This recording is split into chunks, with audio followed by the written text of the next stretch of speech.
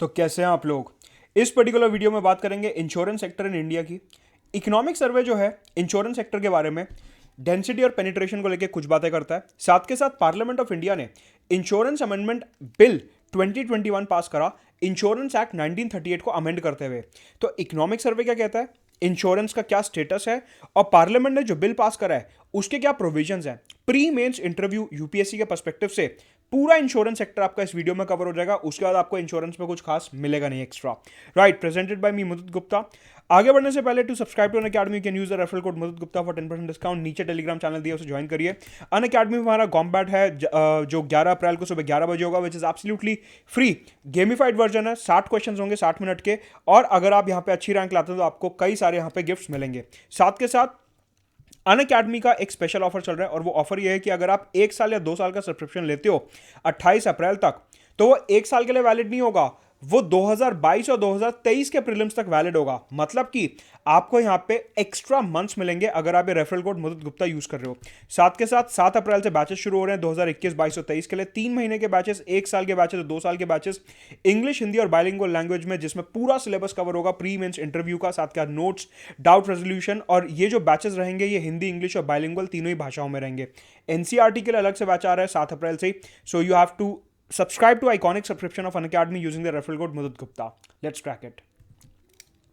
तो अगर मैं इकोनॉमिक सर्वे की बात करता हूं 2020-21, इकोनॉमिक सर्वे एग्जैक्टली क्या कहता है। सबसे पहले एक टर्म यहां पे डिफाइन करेंगे जिसको बोला जाता है इंश्योरेंस पेनिट्रेशन। हमने ये टर्म काफी बार सुना है न्यूज में, अखबार में। इसका एग्जैक्टली मतलब क्या होता है। इंश्योरेंस पेनिट्रेशन का मतलब होता है insurance premium divided by GDP into 100। मतलब कि आपको पता होगा कि अगर आप इंश्योरेंस खरीदते हो तो हर महीने आपको उसका हर साल आपको उसका प्रीमियम देना होता है। साल में एक बार गाड़ी की इंश्योरेंस का, हेल्थ इंश्योरेंस का, लाइफ इंश्योरेंस का प्रीमियम जाता है इंश्योरेंस का। अगर हमारी जीडीपी 100 रुपए की है तो उसके सामने कितना इंश्योरेंस प्रीमियम हम भर रहे हैं, यह हमारे को बताता है insurance penetration. For example, economic survey हमारे को दिखाता है कि इंडिया में जो इंश्योरेंस पेनिट्रेशन है वो 3.76% का है। इसका मतलब यह है कि अगर हमारा जीडीपी 100 रुपए का है, अगर हमारा जीडीपी 100 रुपए का है तो उसके आगे हम 3 रुपए इंश्योरेंस प्रीमियम में भर रहे हैं। अगर हम 100 रुपए अपनी नेशनल इनकम में इंक्रीज कर रहे हैं, जीडीपी में इंक्रीज कर रहे हैं, तो उसके आगे हम 3 रुपए का प्रीमियम भर रहे हैं, 3.76%। अच्छा देखिए, इकोनॉमिक सर्वे फर्दर क्या कर रहा है कि ये जो इंश्योरेंस है इसको 2 हिस्सों में डिवाइड करता है, लाइफ इंश्योरेंस और नॉन लाइफ इंश्योरेंस में। लाइफ इंश्योरेंस का मतलब होता है कि एक व्यक्ति ने अपनी लाइफ इंश्योरेंस कराई, उसके बाद उस व्यक्ति की डेथ हो गई, डेथ के बाद उस व्यक्ति के परिजनों को यह पैसा मिल जाएगा, उसे कहा जाता है लाइफ इंश्योरेंस। और एक कैटेगरी होती है नॉन लाइफ इंश्योरेंस की। ये जो नॉन लाइफ इंश्योरेंस होती है इसका मतलब क्या होता है। नॉन लाइफ इंश्योरेंस का मतलब होता है जैसे कि गाड़ी की insurance, motor insurance, health insurance, ये सारी की सारी चीजें आ जाती हैं नॉन लाइफ इंश्योरेंस में। राइट, तो यहां पे 2 तरीके की इंश्योरेंस देखी, लाइफ इंश्योरेंस और non life insurance. Economic survey हमारे को दिखाता है कि जो लाइफ इंश्योरेंस है इसका पेनिट्रेशन ज्यादा है। मतलब कि अगर हमारा जीडीपी 100 रुपए है तो लाइफ इंश्योरेंस में हम 2.82 रुपीज दे रहे हैं।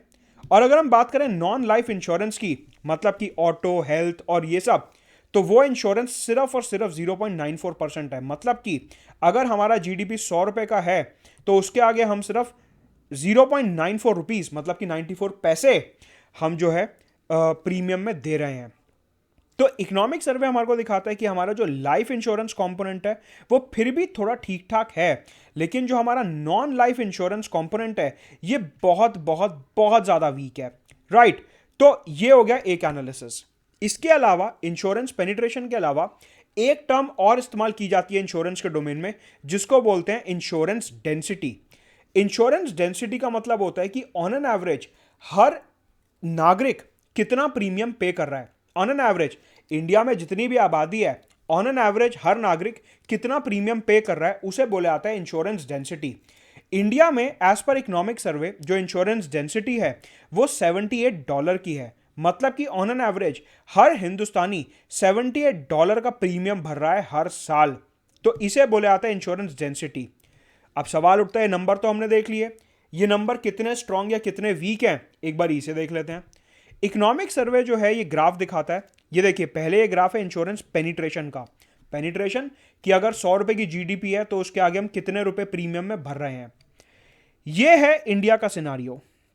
यहां पे देखिए, अगर हम इंडिया का सिनारियो देखें तो जो ये बड़े बड़े देश हैं, UK, Japan, France, Singapore, south Korea, और ये वर्ल्ड का एवरेज, देखो वर्ल्ड का एवरेज दिया हुआ है यहां पे, इसके आगे हमारा जो इंश्योरेंस पेनिट्रेशन है वो काफी कम है।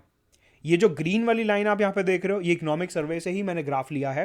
ये जो आप ग्रीन वाली लाइन देख रहे हो ये हमारे को दिखाता है लाइफ इंश्योरेंस पेनिट्रेशन, और ब्लू वाली लाइन हमारे को दिखाती है नॉन लाइफ इंश्योरेंस पेनिट्रेशन, मतलब कि हेल्थ, ऑटो और ये सारी चीजें। तो अगर आप इंडिया का कंपैरिजन करो दुनिया के बाकी देशों से तो हमारे को दिखेगा कि हमारे यहाँ लाइफ इंश्योरेंस पेनिट्रेशन तो फिर भी ठीक ठाक है, लेकिन जो नॉन लाइफ इंश्योरेंस पेनिट्रेशन है वो देखो कितनी छोटी ब्लू बिल्डिंग है।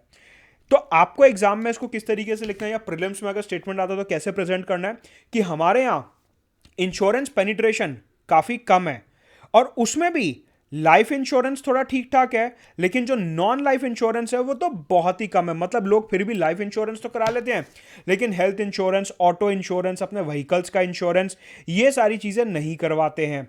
मतलब कि अगर आप यूएस का सिनारियो देखो तो यहां पे ठीक है, लाइफ इंश्योरेंस फिर भी ठीक ठाक है, लेकिन नॉन लाइफ इंश्योरेंस कितनी ज्यादा है।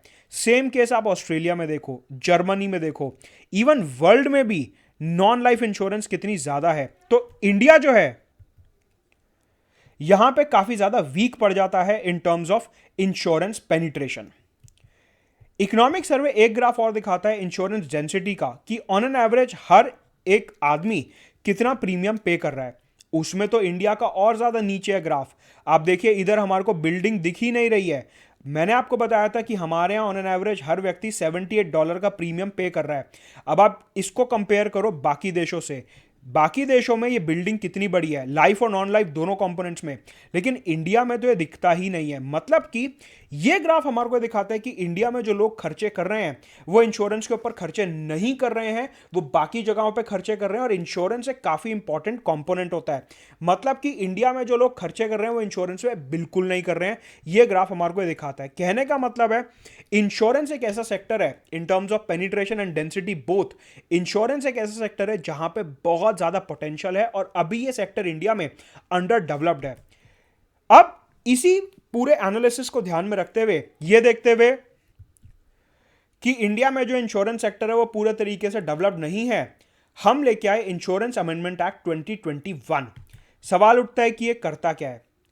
ये जो पूरा इंश्योरेंस का मसला होता है ये आता है मिनिस्ट्री ऑफ कॉर्पोरेट अफेयर्स के अंडर। तो आपको ये चीज ध्यान रखनी है कि ये जो बिल था ये किसने स्पॉन्सर करा था, मिनिस्ट्री ऑफ कॉर्पोरेट अफेयर्स ने। राइट, प्रीलिम्स का एक फैक्चुअल क्वेश्चन इधर से निकल सकता है। एक्चुअल में इंडिया में जो इंश्योरेंस का पूरा काम है वो कौन सी एक्ट देखती है, इंश्योरेंस एक्ट 1938 देखती है। ये जो इंश्योरेंस एक्ट 1938 है ये रिलेशन डिफाइन करती है किसके बीच में, कि कंपनी कैसे काम करेगी, जो पॉलिसी होल्डर हैं आपके और हमारे ऐसे लोग जिन्होंने इंश्योरेंस खरीदा है वो किस तरीके से काम करेंगे। अच्छा, एक बॉडी है जिसका नाम है insurance regulatory and development authority of India, IRDAI। ये जो बॉडी है, ये जो इंश्योरेंस का रेगुलेटर है, ये किस तरीके से काम कर रहा है, ये सारा का सारा जो रेगुलेशन है, फंक्शंस हैं, ये दिया गया है इंश्योरेंस एक्ट 1938 में। इंश्योरेंस एक्ट 1938 ये बोलता है कि अगर हम बात करें FDI की, बाहर से जो पैसा आ रहा है, mark Zuckerberg, Warren Buffett type investor जो बाहर से हमारे यहाँ पैसा लेके आ रहे हैं, तो इंश्योरेंस एक्ट 1938 ये बोलता है कि इंश्योरेंस सेक्टर में 49% FDI अलाउड है। मतलब कि अगर Warren Buffett, Mark Zuckerberg type लोग इन्वेस्ट करना चाहते हैं इंडिया की किसी इंश्योरेंस कंपनी में, ICICI Lombard, ICICI general insurance etcetera, इन सब में, तो वो सिर्फ और सिर्फ उसके 49% शेयर होल्ड कर सकते हैं, उससे ज़्यादा नहीं कर सकते। साथ के साथ एक कंडीशन और है, और वो कंडीशन ये है कि अगर ये Warren Buffett, Mark Zuckerberg type लोग FDI में पैसा लेके आ रहे हैं इंश्योरेंस सेक्टर में, ये हमारी इंश्योरेंस कंपनीज को ना तो मैनेज कर सकते और ना ही ओन कर सकते। मतलब कि इंश्योरेंस एक्ट 1938 ये बोलता है कि इवन तो बाहर से पैसा आ भी रहा है, लेकिन जो इंश्योरेंस कंपनीज है इंडिया की, उसे सिर्फ और सिर्फ एक भारतीय ही मैनेज करेगा, एक भारतीय ही उसकी ओनरशिप रखेगा। मतलब कि ये जो फॉरेन इन्वेस्टर थे ये सिर्फ पैसा लेके आएंगे, ये ना तो इसे ओन करेंगे ना ही इसे मैनेज करेंगे। मतलब कि सारा का सारा काम जो है वो इंडियन ही करेंगे।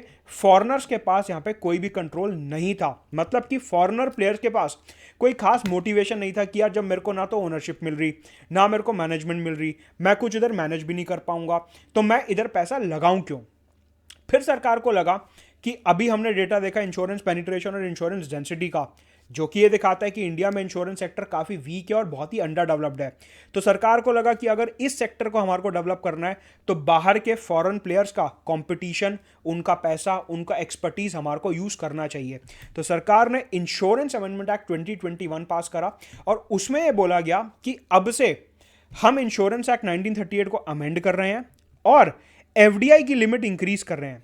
पहले mark Zuckerberg, Warren Buffett type investor सिर्फ 49% शेयर्स खरीद सकते थे एक इंश्योरेंस कंपनी में, लेकिन अब वो 74% तक शेयर्स खरीद सकते हैं किसी इंश्योरेंस कंपनी में। मतलब कि ऐसा मानिए कि जेफ बेजोस इंडिया में आईसीआईसीआई इंश्योरेंस कंपनी में इन्वेस्ट करना चाहते हैं तो पहले वो उसके सिर्फ 49% शेयर खरीद सकते थे। अब after this insurance amendment act 2021 वो उसके 74% शेयर्स खरीद सकते हैं। साथ के साथ सरकार ने ये बोला कि 74% शेयर्स तो खरीद सकते हो। पहले जो इंश्योरेंस एक्ट 1938 है वो ये बोलता था कि आपके पास ओनरशिप और मैनेजमेंट नहीं होगी, मतलब कि जो बड़े बड़े डिसीजन है वो एक भारतीय ही ले सकता है। सरकार ने कंडीशन अब हटा दी है और ये बोला है कि अगर आप अच्छी खासी शेयर होल्डिंग रखते हो कंपनी में तो आप उसको ओन भी कर सकते हो और उसको मैनेज भी कर सकते हो। मतलब कि ये जो Warren Buffett, Mark Zuckerberg type investor हैं, ये इंडिया की इंश्योरेंस कंपनीज में इन्वेस्ट भी कर सकते हैं, उसको कंट्रोल भी कर सकते हैं, उसके डिसीजन मेकिंग में पार्टिसिपेट भी कर सकते हैं और उसके बड़े बड़े डिसीजंस ले भी सकते हैं। मतलब कि इनके पास अब रियल मोटिवेशन आया है कि हाँ मैं पैसा लगा रहा हूं लेकिन साथ के डिसीजन भी मैं ही ले रहा हूं, कंट्रोल भी मैं ही कर रहा हूं, मैनेज भी मैं ही कर रहा हूं। तो मतलब कि इस अमेंडमेंट एक्ट के थ्रू सरकार ने फॉरेन इन्वेस्टर को एक मोटिवेशन देने की कोशिश करी है। राइट तो सवाल उठता है कि ये जो हम एक्ट लेके आए हैं इंश्योरेंस अमेंडमेंट एक्ट 2021, इसके बेनिफिट्स क्या हैं। तो देखिए हमने जो यहाँ पे 74% तक एफडीआई लिमिट इंक्रीज करी है, इसके कई सारे बेनिफिट्स हैं। सबसे पहली बात कि जो फॉरेन के लोगों के पास इतना सारा पैसा है, डेवलप्ड वर्ल्ड में जो इन्वेस्टर है इनके पास इतना सारा पैसा है, वो इंडिया आएगा। अब अगर वो पैसा इंडिया लाके हमारी इंश्योरेंस कंपनीज में लगाएंगे तो हमारी इंश्योरेंस कंपनी बेटर प्रोडक्ट्स बना पाएंगी, अच्छे अच्छे इनोवेटिव इंश्योरेंस टूल बना पाएंगी, ज़्यादा मार्केटिंग कर पाएंगी, इवन रूरल एरियाज में भी ऑफिस खोल पाएंगी। उससे क्या होगा, इंश्योरेंस पेनिट्रेशन और इंश्योरेंस डेंसिटी इंक्रीज होगी। हमारी प्रॉब्लम क्या थी, इकोनॉमिक सर्वे वही तो दिखा रहा है कि इंश्योरेंस डेंसिटी और इंश्योरेंस पेनिट्रेशन काफ़ी कम है। अब जब फॉरेन से पैसा आएगा, उनका एक्सपर्टीज आएगा, उनके इनोवेटिव प्रोडक्ट्स आएंगे तो हम अपनी डेंसिटी और पेनिट्रेशन को बढ़ा पाएंगे और वो जो दोनों ग्राफ हमने देखे थे उसमें हमारे को इंप्रूवमेंट देखने को मिलेगी। साथ के साथ इंश्योरेंस कंपनीज में इंडिया में एक प्रॉब्लम होती है। फॉर एग्जाम्पल अगर आप इंश्योरेंस कंपनीज में पैसा क्लेम करने जाते हो, मतलब कि ऐसा मानिए कि एक व्यक्ति है, उसने अपनी लाइफ इंश्योरेंस कराई थी, अब उसकी डेथ हो गई, तो लाइफ इंश्योरेंस के तहत उसकी डेथ के बाद उसके परिवार वालों को पैसा मिलना चाहिए। इंश्योरेंस कंपनीज जो है 10 चक्कर लगवाती हैं कि हमारे पास भी पैसा नहीं है, ये दिक्कत है, वो दिक्कत है। इन सारी चीज़ों से छुटकारा पाने के लिए और इंश्योरेंस कंपनीज का क्लेम सेटलमेंट इंप्रूव करने के लिए, डिसबर्सल ऑफ क्लेम इंप्रूव करने के लिए, मतलब कि जब पैसा देने की बारी आए तो इंश्योरेंस कंपनी आसानी से पैसा दे दें, इन सब चीज़ों को आसान करने के लिए भी एफडीआई हमारी काफ़ी मदद करेगा। साथ के साथ इंश्योरेंस पेनिट्रेशन डेंसिटी तो ऊपर जाएगी ही जाएगी। अब आपको ये पता है कि जो इंश्योरेंस कंपनी होती है, एलआईसी टाइप कंपनियां, इंश्योरेंस कितने साल की होती है, 20 साल की, 25 साल की, 30 साल की। आप में से जो लोग ऑफिस में काम करते हैं उधर कई बार इंश्योरेंस एजेंट आता होगा कि सर अभी तो आप 28-29 के हो, जब आप 60 के होगे तो 30 साल की इंश्योरेंस ले लो। मतलब कि ये जो आप क्लेम भर रहे हो ये 20-20, 30-30 साल तक भर रहे हो। कहने का मतलब ये है कि इंश्योरेंस में जो हम इन्वेस्टमेंट करते हैं वो बहुत ही लॉन्ग टर्म होती है। फॉर एग्जांपल ऐसा मानिए कि आपने 1 लाख रुपए की इंश्योरेंस ली 30 साल के लिए, 1 लाख रुपए की इंश्योरेंस ली 30 साल के लिए, मतलब कि 30 साल तक ये 1 लाख रुपए आपको नहीं मिलेगा। तो ये इंश्योरेंस कंपनी क्या कर सकती है, उसको पता है कि 30 साल तक आप पैसा नहीं मांगने वाले, तो वो ये किसी लॉन्ग टर्म प्रोजेक्ट में इन्वेस्ट कर देगी, किसी हाईवे प्रोजेक्ट में, न्यूक्लियर पावर प्रोजेक्ट में, किसी इलेक्ट्रिसिटी रिन्यूएबल पावर प्रोजेक्ट में इन्वेस्ट कर देगी। मतलब कि इंश्योरेंस कंपनीज का एक बहुत बड़ा बेनिफिट ये होता है कि क्योंकि इंश्योरेंस एक लॉन्ग टर्म प्रोडक्ट है, 20-30 साल, 25 साल का प्रोडक्ट है, तो इसमें जो पैसा आ रहा है वो इंफ्रास्ट्रक्चर में काफ़ी अच्छे से इन्वेस्ट किया जा सकता है। आपको पता है कि इंडिया में ऑलरेडी इंफ्रास्ट्रक्चर का डेफिसिट है, हमारी सरकार अलग अलग स्टेप्स उठा रही है इंफ्रास्ट्रक्चर प्रमोट करने के लिए।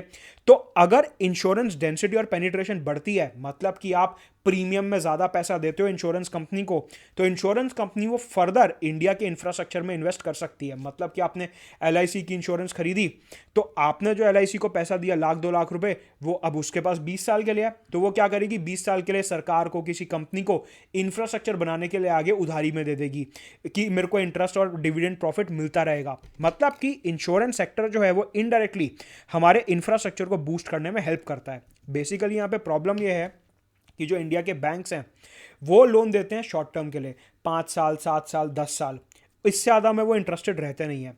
अगर हमारे को कोई 20 साल का प्रोजेक्ट लेना है, 30 साल का प्रोजेक्ट लेना है, तो उसके लिए insurance companies a better instrument जो हमारे को पैसा दे पाएगी। बैंक्स वगैरह इतने 20-30 साल का लोन कम ही देते हैं, मतलब कि वो 7-8 साल का दे देगा, लेकिन इंश्योरेंस कंपनी जो है 20-30 साल का लोन आसानी से दे देगी। तो अगर इंश्योरेंस डेंसिटी पेनिट्रेशन बढ़ता है तो एक तरीके से इंफ्रास्ट्रक्चर में इन्वेस्टमेंट काफ़ी अच्छे से होगा। साथ के साथ आपको पता है कि अगर बाहर से FDI आएगी, बाहर से डॉलर आएगा, तो इंडिया का रुपी जो है वो भी स्टेबल रहेगा। आपको पता है कई बार रुपया जो है वो गिर जाता है, डेप्रीशिएट हो जाता है। मतलब कि अगर बाहर से FDI आएगी, डॉलर आएगा इंडिया में, डॉलर आएगा तो रुपी स्ट्रांग होगा। तो ये सारे के सारे बेनिफिट्स हैं FDI बढ़ाने के। यहां पे एक रिस्क भी है। कुछ एक्सपर्ट्स को यहाँ पे लगता है कि फॉरेन कंपनीज इधर क्या कर सकती हैं कि ये mark Zuckerberg, Warren Buffett type investor क्या करेंगे, इंडिया आए और 74% शेयर होल्डिंग खरीद ली एक कंपनी में, राइट। फॉर एग्जाम्पल इन्होंने क्या करा, ये इंडिया आ गए, अब 74% ICICI में खरीद ली इन्होंने शेयर होल्डिंग। अब ICICI के जितने कस्टमर हैं, जो भी वो प्रीमियम में पैसा दे रहे हैं, क्योंकि अब मैनेजमेंट और control Warren Buffett, Mark Zuckerberg के पास आ गया। मैंने आपको बताया कि सरकार ने बोला कि ठीक है, अब ये फॉरेन इन्वेस्टर को हम मैनेजमेंट कंट्रोल भी दे सकते हैं। अगर इन्होंने प्रीमियम में ढेर सारा पैसा इकट्ठा कर लिया, तो देयर इज अ पॉसिबिलिटी कि ये सारा पैसा उठा के US या कहीं बाहर ले जाएं कि ठीक है, हम तो मैनेजमेंट कर सकते हैं, हम इस पैसे को जैसे चाहे यूज कर सकते हैं। इस टाइप के वॉलेटाइल बिहेवियर को कंट्रोल करने के लिए सरकार ने इधर एक क्लॉज डाला है, और वो क्लॉज ये है कि अगर कोई इंश्योरेंस कंपनी गलत काम कर रही है, तो उसके जो माइनॉरिटी शेयर होल्डर हैं वो उस प्रस्ताव को ब्लॉक कर सकते हैं अगर उनकी स्टेक होल्डिंग 26% है। मैंने आपको क्या बताया, आप ऐसा मानो कि वॉरेन बुफे ने एक कंपनी में 74% शेयर होल्डिंग खरीद ली, बची कितनी, 26। अब 26 जो है वो लेस देन 50 है, तो इसलिए जिसके पास 26% शेयर होंगे उसे हम कहेंगे minority share holder. Let us से ये अंबानी के पास है, सपोज करो एक इंश्योरेंस कंपनी है जिसमें बस 2 लोग हैं, वॉरेन बुफे के पास 74% शेयर होल्डिंग है और अंबानी के पास 26% शेयर होल्डिंग है। मतलब कि वॉरेन बुफे के पास मेजॉरिटी शेयर होल्डिंग है और अंबानी के पास माइनॉरिटी शेयर होल्डिंग है। सरकार ने यहाँ पे ये बोला है कि अगर कोई ये कंपनी गलत प्रस्ताव लेके आती है, ये मेजॉरिटी शेयर होल्डर अगर कोई गलत प्रस्ताव पास कराना चाहते हैं, तो ये जो माइनॉरिटी शेयर होल्डर हैं जिनके पास सिर्फ 26% शेयर हैं, ये उस प्रस्ताव को ब्लॉक कर सकते हैं, उनको ऐसी पावर दी गई है। तो ये जो रिस्क मैंने आपको बताया कि हो सकता है कि वो सारा प्रीमियम का पैसा बाहर ले जाएं कहीं US वगैरह में, उस चीज़ को रोकने के लिए माइनॉरिटी शेयर होल्डर को इधर काफ़ी सिग्निफिकेंट पावर दी गई है। तो ये काफ़ी इंपॉर्टेंट क्लॉज है जो आपको ध्यान रखना है, राइट। तो ये है इंश्योरेंस सेक्टर और एसोसिएटेड बिल। अनअकैडमी में सब्सक्राइब करने के लिए यूज द रेफरल कोड मदद गुप्ता, नीचे टेलीग्राम चैनल का लिंक दिया, उसे ज्वाइन कर लीजिए। 11 अप्रैल को सुबह 11 बजे अपना कॉम्बैट होगा, तो इसको जरूर अटेम्प्ट करना है, एब्सोल्युटली फ्री है। बस रेफरल कोड डालना मदद गुप्ता और आपका फ्री में अनलॉक हो जाएगा। साथ के साथ कई सारे बैचेस आ रहे हैं 7 अप्रैल से। अगर आप 1 साल 2 साल का सब्सक्रिप्शन ले रहे हो तो अगले प्रीलिम्स तक वैलिड रहेगा, और 7 अप्रैल से 2021, 22 और 23 के बैचेस आ रहे हैं। साथ के साथ इंग्लिश हिंदी बाइलिंगुअल पूरा syllabus, pre mains interview Hindi English bilingual में रहेगा, और NCERT का बैच भी अलग से आ रहा है, राइट। आइकॉनिक सब्सक्रिप्शन के लिए सब्सक्राइब करिए यूजिंग द रेफरल कोड।